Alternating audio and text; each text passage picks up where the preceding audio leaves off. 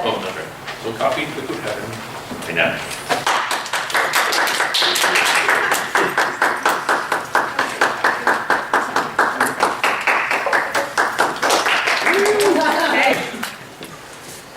How this all came about, my coffee pot recently died. And I got to thinking about me and my coffee problems. And it just kind of evolved into this whole story. There's so many things that go on with coffee that I was really amazed when I started thinking, hey, maybe I should do that as my speech. And I want to say I have loved coffee since I can remember. I don't even know exactly how it started. I do remember when I was little, sometimes my mom would have like her friends come over. This is in the 60s, and they would all come over, the ladies, and there would always be a pot of coffee brewing, and sometimes she would get like the little cute cup and saucer and make a cup of coffee for me too. And even though, you know, I was little, it was probably mostly cream and sugar. But I just remember that feeling of friendship and meeting and how much it goes into coffee. And I got to thinking about it and kind of just looking into it, and this has been going on for years and years, and so many things have evolved around that simple coffee. And when you think about it, all it is a coffee bean that's been ground and water.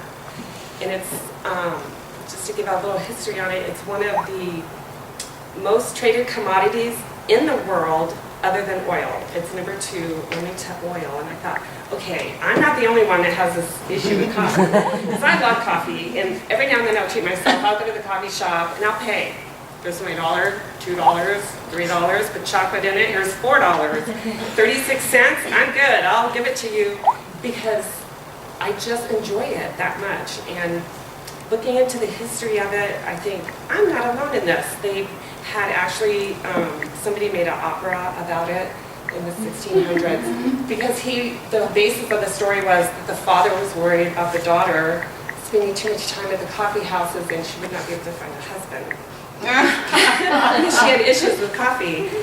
And you know, when you look into it, like a lot of books I like to read, they'll, you know, whenever there's an emergency, somebody puts on that pot of coffee. If you're at church, there's usually a pot of coffee. You're at a funeral, somebody's got a pot and a cup of coffee there.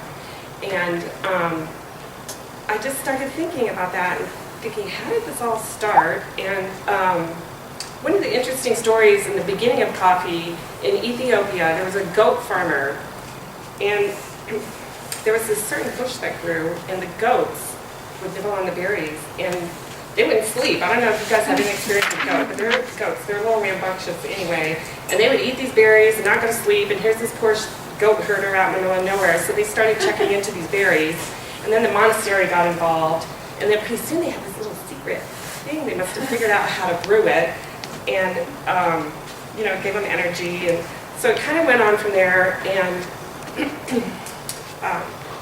in Arabia, they really kept coffee, you know, secret, and people, you know, wanted it, and they would try to grow it and get seedlings. And it only grows within a certain distance of the equator. You can't grow it anywhere. As far as the U.S., the only state that can grow coffee is Hawaii. That's the only one out of 50 states. So it has to have certain things, but it's a very prolific plant. One of the things that I wanted to share on that, even Jerry Seinfeld, he has a new web series that you can only see on the web, and it's called Comedians in Cars with Coffee, or something like that. Comedians, yeah, in cars, getting coffee. He has a whole web series. So it's pretty, I just got to thinking, and I go, it's just like one cup. And I think over the years, how many stories have been told and shared over a cup of coffee?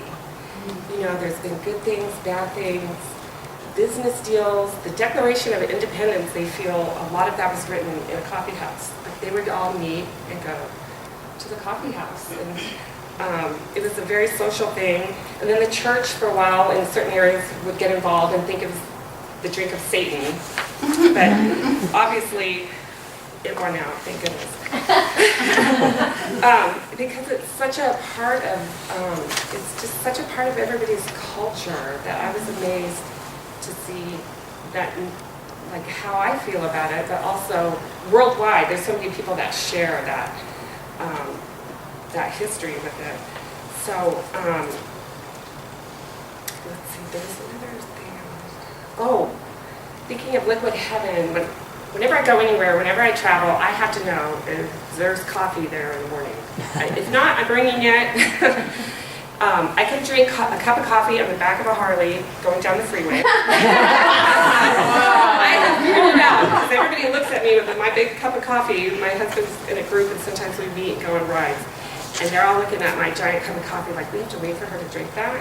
I'm like, oh no, I've got a straw and I'm on the bike. I have a problem. But I do, I'll admit it. But there's so many things you can do with it too. You can cook with it, they make candy out of it, it's everywhere. And I guess the thing, when my coffee pot broke, and just for the record, I do have in my secret cabinet, I have an antique percolator glass coffee pot, and it's my backup for days when my coffee pot's broken. I get out my percolator. But I just thought I would just share a little bit about it because it's just something that I love, and I was just surprised at how worldwide it is and how much it means to a lot of people.